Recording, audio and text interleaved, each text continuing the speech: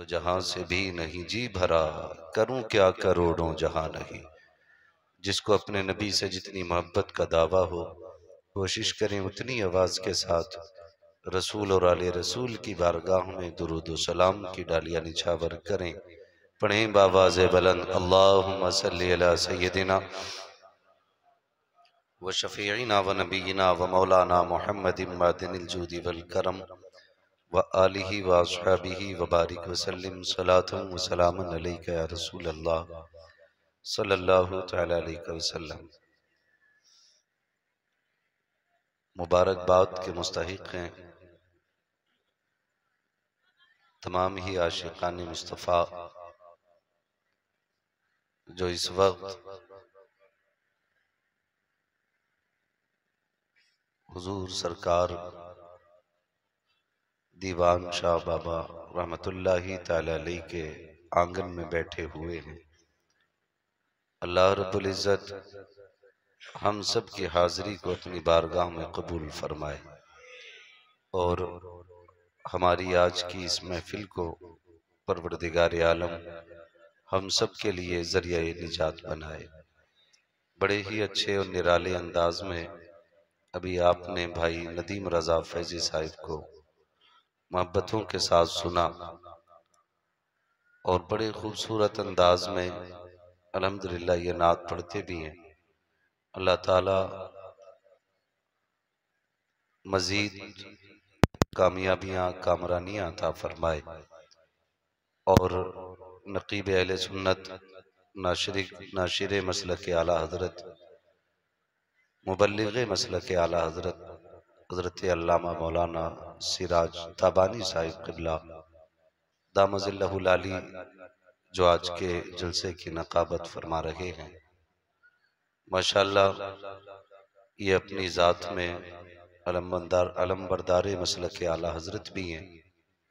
अल्लाह ताला हजरत की उम्र में बेपनाह बरकत अता फरमाए और मिंबर रसूल पर उलमाए अहले सुन्नत का नूरानी काफिला जलवगर है, जिनमें सर फहरिस्त हजरत अल्लामा मौलाना बाकी बिल्ला साहिब क़िबला, हजरत अल्लामा मौलाना इस्माइल साहिब क़िबला दामजिल्लहुल आली और जुमला उलमाए अहले सुन्नत, ये तमाम तर अफराद की नूरानी जमात, ये वो बाबरकत जमात है कि अगर इनमें एक बंदा हाथ उठा के दुआ कर दे और बाकी आमीन कह दें तो अल्लाह बेड़े पार फरमा दिया करता है। बड़ी मुबारक जमात मिंबर रसूल पर है। मेरे बाद इंशाअल्लाहुल अजीज आपको भाई नदीम रज़ा फैज़ी साहब और हमारे शाहिद रज़ा बीबी साहब, इनको भी माशाअल्लाह सुनेंगे आप।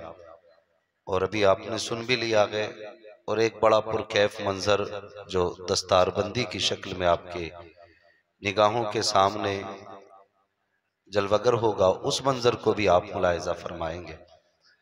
थोड़ी देर के लिए हाजिर खिदमत हूँ। आपसे सिर्फ इतनी सी गुजारिश है कि मेरी गुफ्तगू को कोई तफरीह की नज़र से ना सुने, मौज और मस्ती की नीयत से ना सुने। जितनी देर सुने मोहब्बतों के साथ सुने। और याद रखिएगा, मुझे कमेटी या सदर जलसा या कोई बंदा भी कोई हुक्म दे, वो अपनी जगह पर है, लेकिन मेरा अपना एक मिजाज है। मैं उतनी देर गुफ्तगू करता हूँ जितनी देर मोहब्बत से सुनते हैं लोग। और मैं इसका भी इंतज़ार नहीं करूँगा कि मौलाना इस्माइल साहब क़िबला या मौलाना बाकी बिल्ला साहिब क़िबला या शाहिद रज़ा साहब, नदीम साहब या अल्लामा सिराज ताबानी साहब इशारा करें कि भाई बस करें, ख़त्म हो जाए, करें तकरीर। इसका भी इंतज़ार नहीं रहेगा। हम आपके चेहरे देख के फैसला कर देंगे कि अब गाड़ी कितनी और चलनी है। और बस इतना समझ लीजिए कि हम पलटते नहीं बेजान किताबों के वरक, हम वो पढ़ते हैं जो चेहरों पे लिखा होता है। तो जितनी देर आपकी तबीयत गवारा करेगी उतनी देर इंशाअल्लाह गुफ्तगू रहेगी। ऑपरेटर साहब से सिर्फ इतनी गुजारिश है, अगर इसकी आवाज़ बढ़ जाए तो बढ़ा के छोड़ दें। बीच में कान ऐंठ के इसकी आवाज को हल्का ना करें। बहुत अच्छा साउंड आपका है, बस इतनी सी गुजारिश है, थोड़ी अगर आवाज इसको मिल सकती है तो दें, वरना कभी कभी बड़े चालाक लोगों से पाला पड़ जाता है। जब शुरू में कहा जाए आवाज बढ़ा दो तो बढ़ा देते हैं, फिर धीरे धीरे धीरे धीरे इतना दबा देते हैं कि मौलवी ही उठ के चला जाता है। तो ऐसा ना करें। उम्मीद करता हूं कि एक जगह सेट करके साउंड को छोड़ दिया जाएगा। मैं आज बहुत बड़ी बारगाह में बैठा हूं। ये वो शख्सियत है जिस जात को साहिब तसर्रुफ कहा जा सकता है। ये वो जात है कि जो नियतों के हवाले से नवाज दिया करते हैं। और आप लोगों की मोहब्बतें बता रही हैं कि यकीनन किसी आम हवेली में नहीं बैठे, किसी बड़े बेटे की हवेली में बैठे हुए हैं, किसी बड़े शहजादे की हवेली में बैठे हुए हैं। वो एक शेर पढ़ा जाता है ना, उनकी चौखट हो सवाली भी खड़ा सजता है ना भाई। अगर चौखट बड़ी होती है ना तो फिर मंगते भी खूबसूरत लगने लग जाते हैं। आला हजरत ने क्या कहा था? आला हजरत ने फरमाया था, उस गली का गदा हूं मैं जिसमें मांगते ताजदार फिरते हैं। उस गली का गदा हूं मैं जिसमें मांगते ताजदार फिरते हैं। आपसे इतनी गुजारिश है, जरा अदब के साथ बैठिएगा। फरमाया गया उलमा की महफिल में जबान संभाल के बैठा करें, वलियों की महफिल में दिल संभाल के बैठा करें।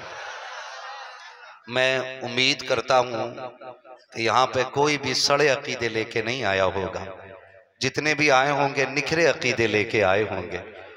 इसलिए कि जब वलियों की चौखट पे जाना होता है ना, तो वहां पे वो कुदरती निज़ाम एक्टिव रहता है कि जहां बदअकीदों की हाजिरी की गुंजाइश नहीं रहा करती है। अगर आते भी हैं तो खुदा उनको हिदायत की तौफीक दे दिया करता है।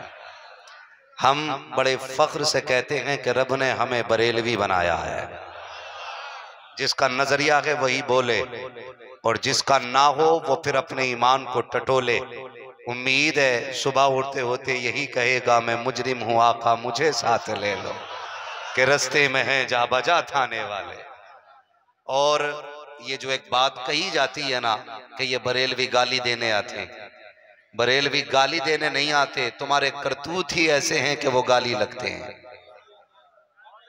कारनामे ही ऐसे कर बैठे हो कि वो बातें गाली लगती हैं। मैं ये बात अक्सर कहा करता हूं, न तुम सदमे हमें देते, न हम फरियाद यूं करते, न खुलते राजे सरबस्ता, न यूं रुसवाइयां होती। मेरे अजीज, जहां रब की बारगाह में शुक्रिया के लिए झोली फैलाया करो ना। मालिक तेरा शुक्र है तूने बेटा दिया है, मालिक तेरा शुक्र है तूने दौलत से नवाजा है, मालिक तेरा शुक्र है तूने इज्जतें दी है। दो जुमले ये भी कह लिया करो, मालिक तेरा शुक्र है तूने अहमद रजा जैसा इमाम दिया। ये भी कह लिया करो, मालिक तेरा शुक्र इमाम अहमद रजा हमें दिया है। इसलिए कि अगर इमाम अहमद रजा बरेली में नहीं होते ना, तो आज पता नहीं हमारे अकीदे किस गंदी नाली में पड़े होते। वो तो एहसान है नकी अली के बेटे का कि जब अकीदों की चोरियां हो रही थी, जब लोगों को मुस्तफा जाने रहमत की जिंदगी और मौत करके ये नजरिया पेश किया जा रहा था, माज़अल्लाह नबी मर के मिट्टी में मिल गए, तब बरेली के इमाम ने कहा था, तू जिंदा है वल्लाह, तू जिंदा है वल्लाह। मेरे चश्मे आलम से छुप जाने वाले, क्या वजह है इमाम अहमद रजा से चिढ़ क्यों है? आखिर क्या बिगाड़ा है बरेली के इमाम ने? किसी का खेत नहीं काटा मेरे इमाम ने, किसी की जमीन नहीं जोती मेरे इमाम ने, किसी के बैल नहीं खोले मेरे इमाम ने। आखिर चिढ़ की वजह क्या है? फर्क सिर्फ इतना है कि मेरे इमाम ने गद्दारों के चेहरों के नकाब पलट दिए हैं। कोई दाढ़ी लेकर के आया तो इमाम ने कहा था दाढ़ी देख के धोखा ना खाना। कोई तस्बीह लेकर के आया तो इमाम ने कहा तस्बीह देख के धोखा ना खाना। कोई अगर जुब्बा पहन के आया, इमाम ने कहा जुब्बे में धोखा ना खाना।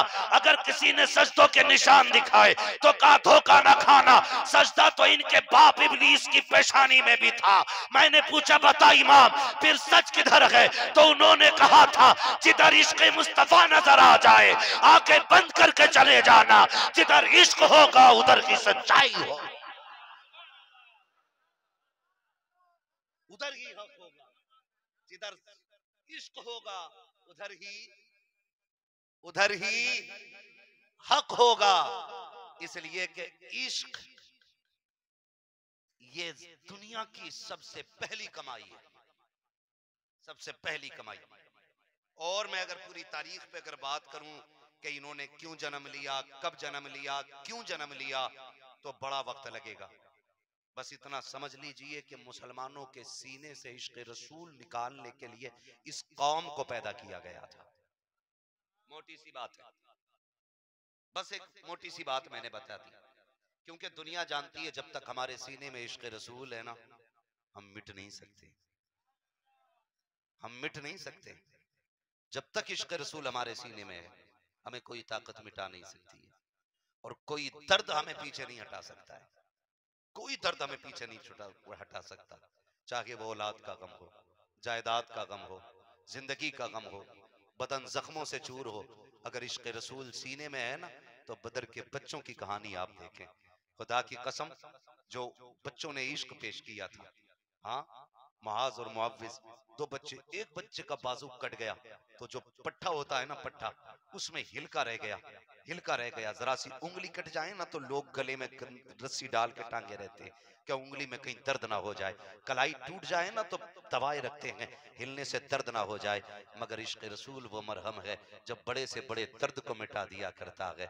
आप तारीख उठा करके देखें वो बद्र के बच्चों की कहानी, खुदा की कसम आज भी जवानी पैदा कर देती है बुढ़ापों में।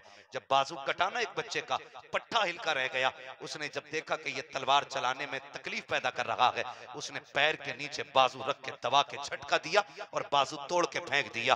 किसी ने कहा ये बाजू तोड़ने में दर्द नहीं हुआ, तो बरेली की जबानी हमको ये सबक दिया गया, उनका निसार कोई कैसे ही रंज में हो, जब याद आ गए हैं सब गम भुला दिए हैं।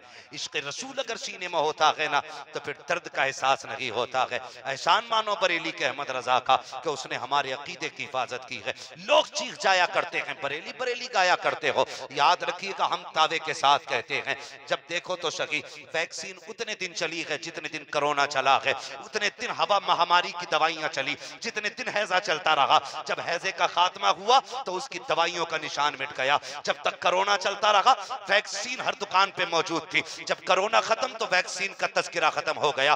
पता ये चला जब तक कोई बीमारी रहती है उस वक्त तक उसकी दवा का तस्करा रहता है। मेरे इमाम ने वहाबियत को नेस्तो नाबूद करने के लिए जन्म लिया था।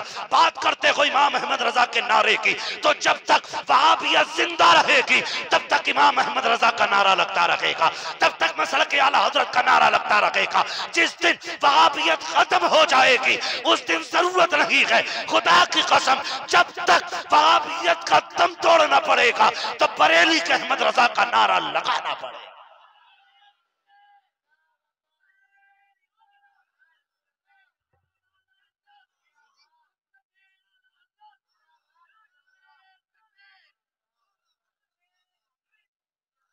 बहुत संजीदगी से समझे, कोशिश करें समझने की। लोग कहते हैं यार ये देखो वो तो मस्जिद में पड़े रहते हैं, वो तो यूं पड़े रहते हैं कि उन्हें पाकी नापाकी से लेना देना कुछ नहीं है। जमात आती है दरवाजे पे, चल नमाज पढ़ना है, जवान कहता नापाक हूं, तो कह रहा मुंह तो पाक है ना, लेके चल दिए। ओ भाई क्या फायदा ऐसे सजदों से यार, क्या फायदा ऐसी इबादत से। खुदा की कसम सुन्नी जब नमाज पढ़ता है तो एहतमाम के साथ पढ़ता है और एहतराम के साथ पढ़ता है। एहतमाम भी होता है, एहतराम भी होता है। एहतमाम कैसा होता है, बदन साफ होता है। एहतराम ये होता है कि दिल साफ होता है। बदन का ऐसे साफ हुआ, बदन पानी से पाक किया, दिल ख्याले मुस्तफा से पाक कर लेते हैं। दिल इश्क़ मुस्तफा से पाक होता, फिर सजदे करो तो खुदा की कसम फिर सजदों के मजे अलग आते, मजे अलग आते हैं। बेवकूफ बनाते हैं आकर के, कहते हैं जी फातिहा अबू बकर की नहीं हुई, उमर का तीजा नहीं हुआ, उस्मान का 40वां नहीं हुआ, माअज़ल्लाह ये झगड़ा रह गया था। झगड़ा ये नहीं है, ये जो कहते हैं ना अल्लाह रसूल की बातें होंगी, अगर ये अपनी जलसों में ना, अपनी महफिलों में अपने अकीदे अगर बयान करने शुरू कर दें, इन्हीं की कौम इन्हीं के जूते मार के जाएगी। जिन्हें बुलाया जाता है ना नमाज के नाम पे, रोजे के नाम पे, उन्हें बताओ ना माअज़ल्लाह हमारा अकीदा ऐसा है कि नबी को पीठ पीछे की खबर नहीं। बताओ ना कि हमारा अकीदा यह है कि नबी बड़े भाई की तरह है। बयान करो ना कि हमारा नजरिया ये है कि माज़अल्लाह नबी अपनी बेटी की शफाअत नहीं कर सकते। बताओ तुम्हारी कौम तुम्हारे सर पे जूते मार के जाएगी। लोग कहते हैं कि जी देखो तो कितना लंबा ठप्पा पड़ा है, बड़े पक्के नमाजी है। मैंने किताबें बड़ी पढ़ी है तारीख की, लेकिन कहीं भी मैंने अबू बकर सिद्दीक के माथे पे सजदे के निशान का, काले धब्बे का तज़किरा नहीं पढ़ा है। उनसे पक्का नमाजी है तो हजरत उमर के माथे पे कभी काले टीके का तज़किरा कहीं नहीं आया। उनसे पक्का नमाजी है तो। और बात करो अली के सजदे की, जो कहते हैं अली जब सजदे में सर रख देता है ना, उस वक्त तक नहीं उठाता जब तक रब के जलवों का दीदार नहीं कर लेता है। किसी किताब में यह नहीं लिखा है कि उनके माथे पे काला टीका था। धोखा देते हो, रगड़ते हो, चटाइयां तोड़ते हो जाकर के। हाँ, गरम सिक्के करके लगाए जाते हैं काला करने के लिए। ओ भाई, ये अंदर की सियाह की बाहर आ गई है, ये दिल का मैल आ गया के माथे पर। गुमराह करते हैं लोगों को ले जाकर के और कहते हैं जी चलो इबादत के लिए। इबादत ऐसे नहीं होती है, इबादत ऐसे नहीं होती है। किसी को देखते रहना नमाज है तेरी। भाई माज़अल्लाह ये कहते हैं अगर नमाज में हुजूर का ख्याल आ जाए तो नमाज नहीं होती है। बोलो माज़अल्लाह, जोर से बोलो माज़अल्लाह। माज़अल्लाह इतना गंदा अकीदा इन मर्दूदों का है। कहते हैं बीवी से मुलाकात का ख्याल नमाज में आ जाए तब तो नमाज हो जाती है, और हुजूर का ख्याल आ जाए तो नमाज नहीं होती। ये नजरिया इन लोगों का है। कहते हैं नबी को पीठ के पीछे की खबर नहीं। माज़अल्लाह की रब्बिल आलमीन, नबी गैब नहीं जानते, ये दावे करते हैं अपनी किताबों के अंदर। छोड़, मैं बात नहीं करता इमाम अहमद रजा की, मैं बात नहीं करता मुहद्दिस देलवी की, मैं बात करता हूं नबी के अबू बकर की। अब तो मानी जाएगी ना, नबी की उम्र की बात की जाए तब तो मानी जाएगी। चलो उस जात की बात करें जिसे सच्चे बाप की सच्ची बेटी कहा जाता है, जिसे पारसा बाप की पारसा बेटी कहा जाता है, जिसे नेक बाप की नेक बेटी कहा जाता है, हजरत सैयदा आयशा सिद्दीका रज़ी अल्लाह ताला अन्हा। इनकी पारसाई में कोई शक? बोलो, है कोई शक? नहीं है ना? हुजूर बैठे, या रसूल अल्लाह जी एक सवाल है। क्या? पूछो ना। ये जो आसमान पे सितारे हैं हुजूर, जितने ये सितारे हैं इतनी किसी की नेकियां होंगी? सवाल की नोयत समझे, मैं लेके चलूंगा इंशाल्लाह। जितने ये सितारे हैं इतनी किसी की नेकियां होंगी? अब मुझे आप बताइए, आपने आसमान देखा है? देखा है कि नहीं कभी? अल्लाह का शुक्र है हम लोग गांव में रहते हैं, सितारों की बहार गांव वालों को नजर आती है। शहर में रह के सितारों का हुस्न नजर नहीं आता है, क्योंकि लाइट इतनी रहती है कि आसमान पर अंधेरा रहता है। हम गांव वाले लोग हैं तो सितारे नजर आते हैं कि नहीं? अच्छा, कोई बड़े से बड़ा माइंडेड होगा जो सितारों की तादाद गिन ले? गिन सकता है? किसी बड़े से बड़े साइंटिस्ट ने यह दावा किया कि मुझे पता सितारे इतने? किसी ने कहा कि मुझे उनकी तादाद मालूम है? लेकिन नहीं ना। उम्मुल मोमिनीन आयशा सिद्दीका क्या कहती हैं? आका, जितने ये सितारे हैं, जितने ये सितारे हैं उतनी किसी की नेकियां है कि नहीं? जितने का मतलब आका, ये जितने सितारे हैं आप जानते हैं, इनकी गिनती, इनकी गिनती, इनकी गिनती, बोले इनकी गिनती। पीछे वाले किस नजरिए से ताल्लुक रखते हैं भाई? इनकी गिनती। अच्छा, ये जो मजार शरीफ पे कुमकुमे लगे हैं, इनकी गिनती आप जानते नहीं? जानते ना। जब हम इनकी गिनती नहीं जानते तो उनकी गिनती कैसे जानते होंगे? लेकिन उम्मुल मोमिनीन आयशा सिद्दीका कहती है, या रसूल अल्लाह, जितने ये सितारे हैं उतनी किसी की नेकियां है कि नहीं? मेरे नबी ने ये नहीं कहा था अस्तगफिरुल्लाह, नबी ने ये नहीं कहा था आयशा क्या पूछ लिया, ये नहीं कहा था इनकी तादाद मुझे नहीं पता। जबकि देखो तो सही, सितारे नजर आते हैं लेकिन गिनती में नहीं आते, और नेकियों का ताल्लुक तो दिल से होता है। नेकियां किसके कितने पल्ले में है ये तो खुदा जानता है, या मुस्तफा जानते हैं। आयशा सिद्दीका कहती हैं, या रसूल अल्लाह, जितने ये सितारे हैं उतनी किसी की नेकियां है कि नहीं? मेरे नबी ने मुस्कुरा के कहा, हाँ आयशा, जितने ये तारीख है, इतनी मेरे उम्र की नेकियां है, मेरे उम्र की नेकियां है। जब इतनी बात कही है, हजरत आयशा सिद्दीका का चेहरा उतर गया। जैसी चेहरा उतरा, कहती है या रसूल अल्लाह, फिर मेरे बाप की नेकियों का क्या बना? अगर उमर की इतनी नेकियां है, फिर अबू बकर की नेकियां किधर गई? मेरे नबी ने कहा था, आयशा जितनी उमर की सारी नेकियां है, उतनी मेरे अबू बकर की गार की एक नेकी सारी नेकियों पे भारी।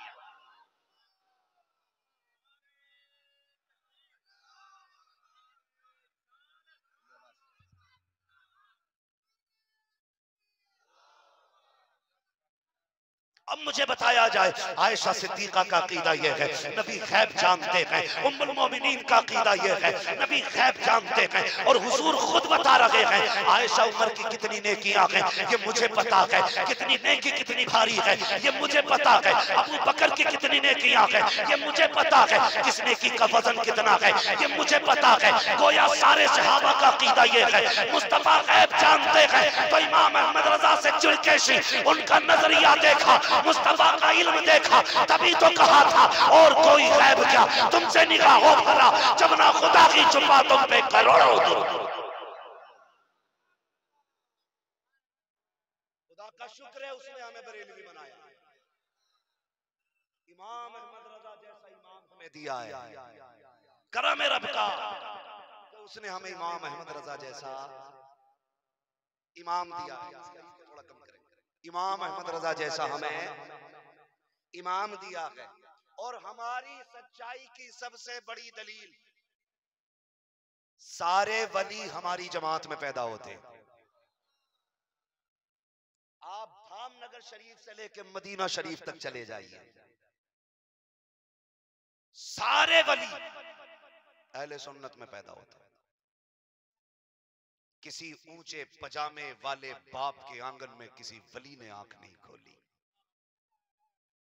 जितने वली पैदा होते हैं सब इसी नजरिए के लोगों में पैदा होते हैं। पता ये चला यही जमात जन्नतियों की जमात है, यही जमात जन्नतियों की जमात है, यही जमात सच्चों की जमात है। ऐसे लोगों में न बेटी लेनी है न बेटी, न बेटी लेनी है न बेटी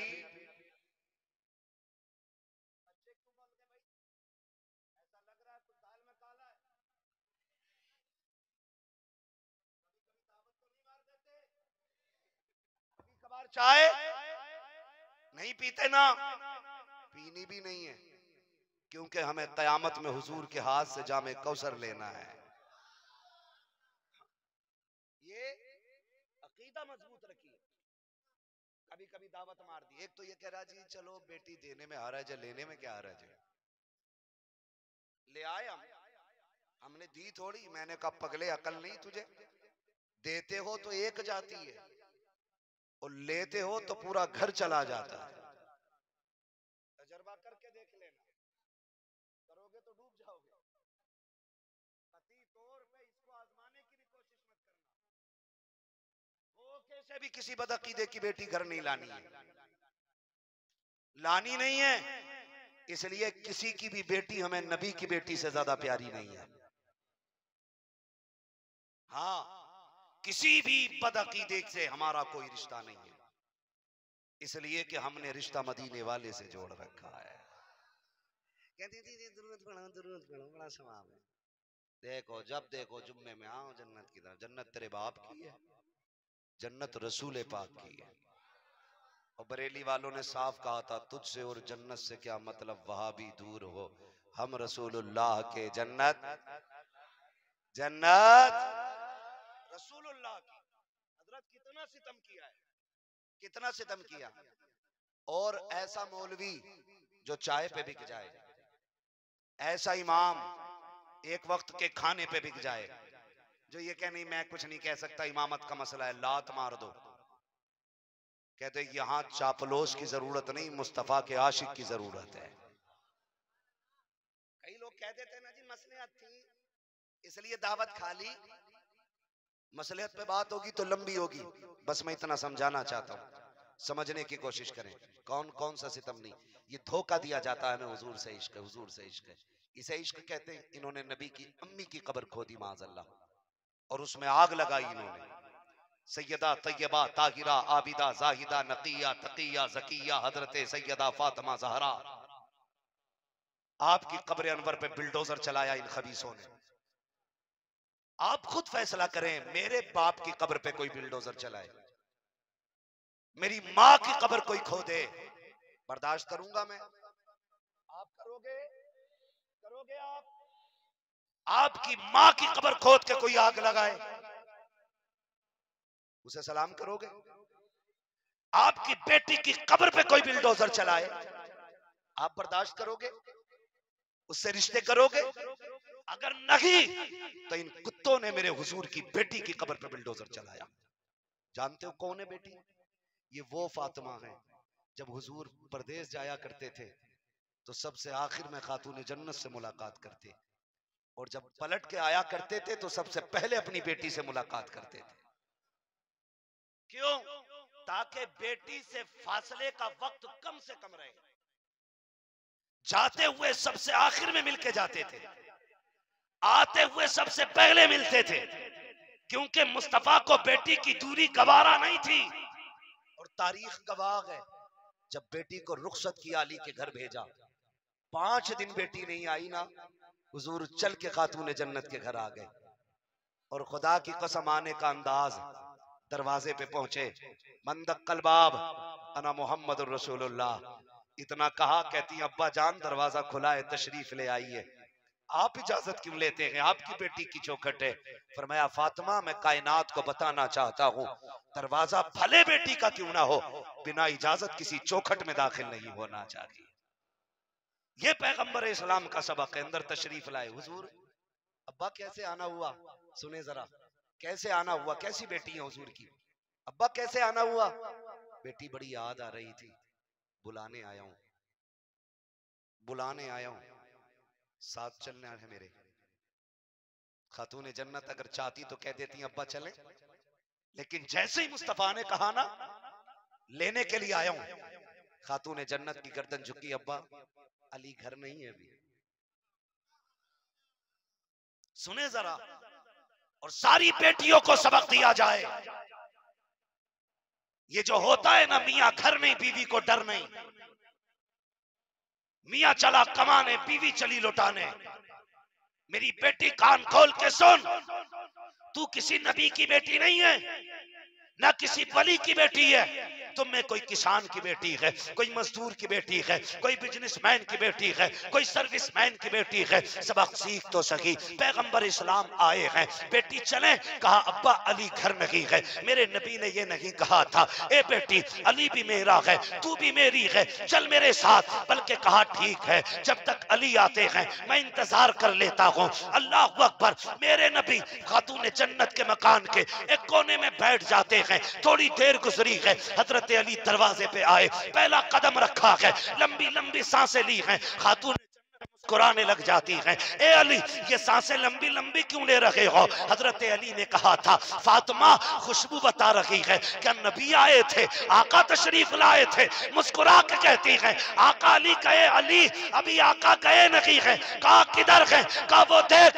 हमारे घर को बैठ करके शराब बख्श रहे हैं। अली की खुशबू को देखा, बरेली वाले ने कहा था उनकी महक ने दिल के गुंजे खिला दिए गए, जिस राह चल दिए गए कूचे बसा दिए।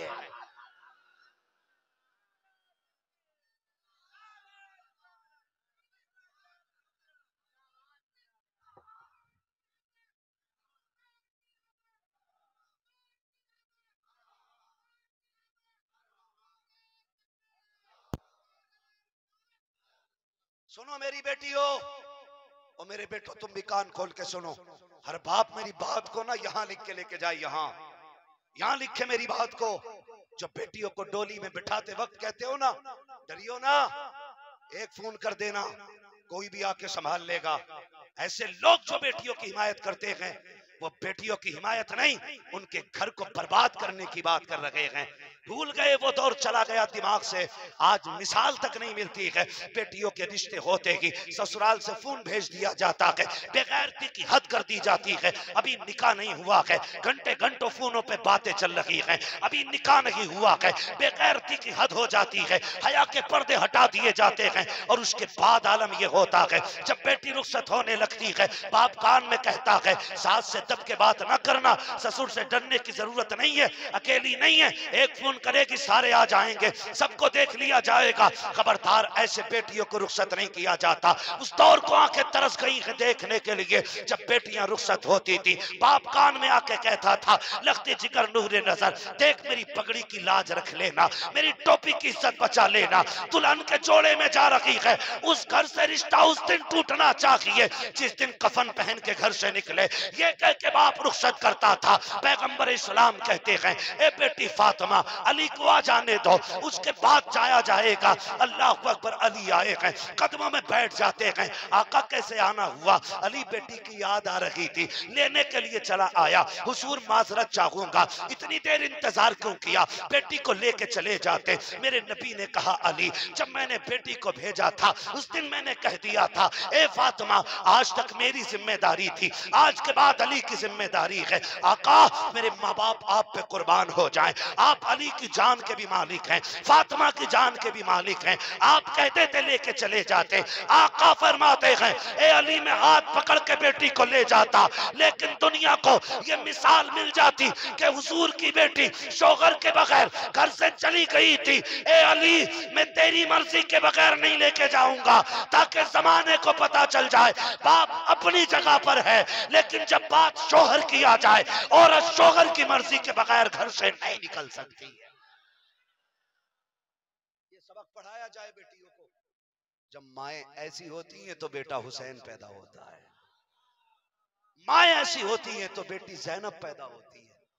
खुदा की कसम, सबको याद है करबला, सब जानते शहादत को, लेकिन भूल गए नेज़े पे कुरान पढ़ना अलग रंग है, अलग रंग है। अपनी 72 लाशों के सामने मुस्तफा की शरीयत के पर्दे को संभाल के रखना, ये ज़ैनब का अलग रंग था। आप ये तो जानते हैं करबला में कुर्बानियां हुई, ये क्यों भूल गए उन हजार कुर्बानियों में भी, बेशुमार कुर्बानियों में भी बेइंतहा कुर्बानियां। सिर्फ गर्दन कटना कुर्बानी नहीं थी, किसी ने बेटे लुटते देखे हैं, अलग कुर्बानी थी। किसी ने भूख उठाई है, अलग कुर्बानी थी। किसी ने प्यास झेली है, अलग कुर्बानी थी। किसी ने सब्र किया है, अलग कुर्बानी है। और मेरे भाइयों, जरा सीखो तो सलीका। आज गैरत नहीं आती है, हम ही कहते हैं हुजूर का दामन नहीं छोड़ेंगे, गौसे पाक का दामन नहीं छोड़ेंगे, आला हजरत का दामन नहीं छोड़ेंगे। चल, अगर साहिब मजार इजाजत देते और निकल के बात करते, मैं तेरी कलाई पकड़ के ले जाके पूछता, बताओ तो बाबा, इन्हें तुमने जिंदगी भर क्या किया था? तुम्हें क्यों मजार बना? क्यों तुम्हें ये इज्जतें मिली? जवाब मिलेगा। हमसे पूछते हो, सुनो, हमने रातों को सजदे किए थे, दिन में रोजे रख के अपने रब को मनाया था। ये इनकी जिंदगानी के शब रोज थे, तब अल्लाह ने ये इज्जतें बख्शी हैं, तब बख्शी गई हैं ये इज्जतें। आज डर लगता है, बुरा ना मानिए, मैं तुम में सबसे पक्का बरेलवी हूँ, सबसे पक्का बरेलवी हूँ, लेकिन हमारी शरीयत, खुदा की कसम जरा सोचो तो सही, हम कितने आजाद हो गए, कितने आजाद हो गए हम लोग। हमारी बेटी किसी की भी बाइक पर बैठ के दवा लेने चली जाती है, हमारी बेटी किसी की गाड़ी में बैठ करके एग्जाम देने चली जाती है, हमारी बेटी किसी की गाड़ी में बैठ करके 1 किलो 2 किलोमीटर का सफर कर लेती है, और कहते हैं नहीं नहीं जी कोई बात नहीं है। ये उलमा, ये हमारी जमात कहती है पर्दा करना, तो हम लोग कहते हैं नहीं, पर्दा तो दिल